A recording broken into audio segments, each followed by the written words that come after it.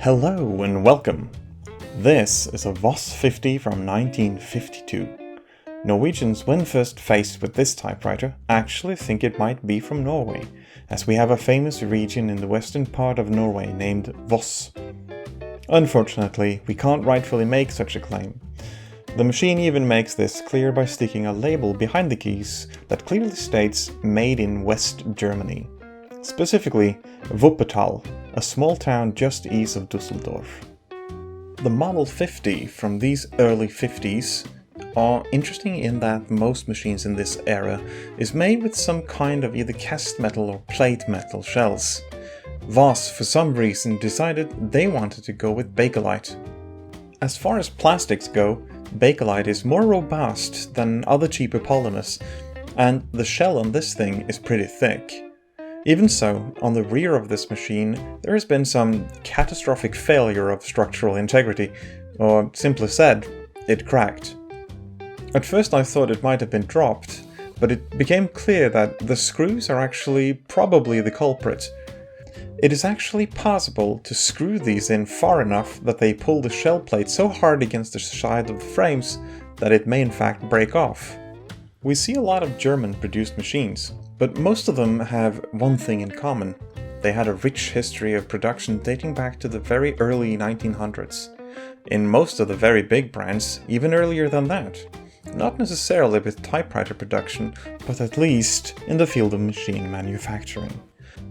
Voss was a fresh contender, entering the fray right after the war in 1947, and in 1948 launched their Voss 48. The model number possibly from being launched in 48. In 1950 they launched their, you guessed it, Voss 50. The first variation of this model featured very good looking glass keytops, but as you can see on this model, its keys are plastic, perhaps even Bakelite. This Voss 50 is an interesting machine, but in the typewriter community, it is arguably not the most sought after model. That would be the S24 or even S32. It was with these machines that Voss abandoned the Bakelite shell and started making typewriters with a metal shell.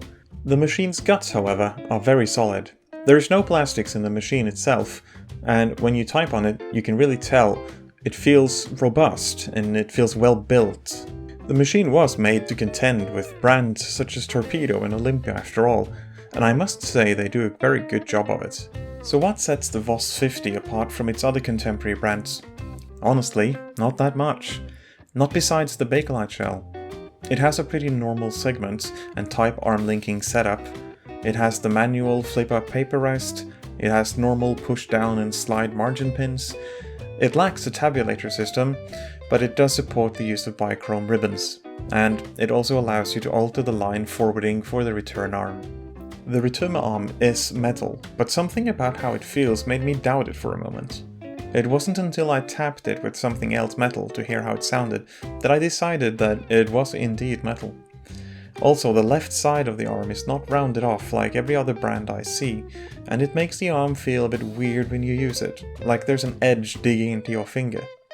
It does give your finger pretty good grip of the arm, of course, but something about that edge, and even the arm itself, makes it feel a little bit crude or hastily made, sort of. It has a small lever on the bottom left of the carriage you can twist up to generate tension that lifts the ratchet indent from the platen ratchets. This makes you able to finely tune the platen line alignment. Handy if you're filling out forms. On the right side, a carriage lock can be flipped out to secure the carriage when carrying it with you in its crate. Incidentally, a crate that is weirdly big for how fairly medium-sized the machine itself is. Underneath the top lid, we find nothing out of the ordinary really, save perhaps for the type arm resting bar. Normally, we either see a rubber tube, bar, or even felt lining on this. It's great to have a dampener for the type arms, as they do make sound when they fall back down. On the Voss 50, this rest is lined with a rope. A rope that I do not know if I've hardened over the years, or if it was always hard like this. The end result being that whenever you type on this machine, you can actually hear the type arms clacking back down, in addition to them clacking at the platen. At first I thought there was something loose in the machine, but no, it was just hard materials. This can arguably be fixed by swapping out the rope with some new felt, but I don't like swapping out original parts like that. One feature I really like with the Voss 50 is how easy it is to gain access to the escapement. If we simply unscrew 2 screws on the back panel and lift it off, there it is. Clearly visible if one ever needed to do some skipping troubleshooting or to clean it out or even add a drop or 2 of oil. As you may have noticed, the inner workings of this machine is glistening in so much oil you'd think it intends to compete in Mr. Universe. This was done either by a serviceman or by the previous owner.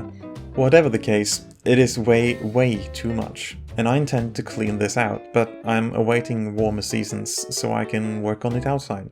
I'm not certain if it's just this particular machine, or if it's a design feature, but if you roll the carriage a bit fast towards the end of the line, the right margin doesn't stop it. You feel it hit something and then slip past. But when typing just normally, it works just as it should. Just a small thing I thought worth mentioning. So, let's do some typing on this, shall we?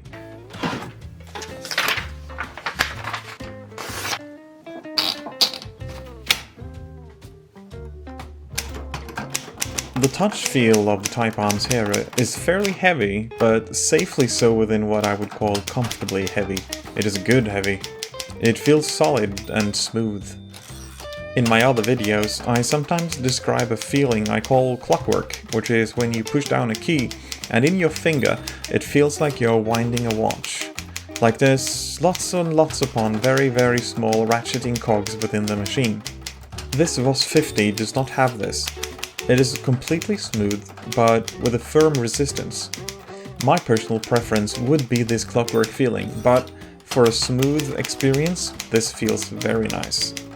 The print looks crisp and detailed.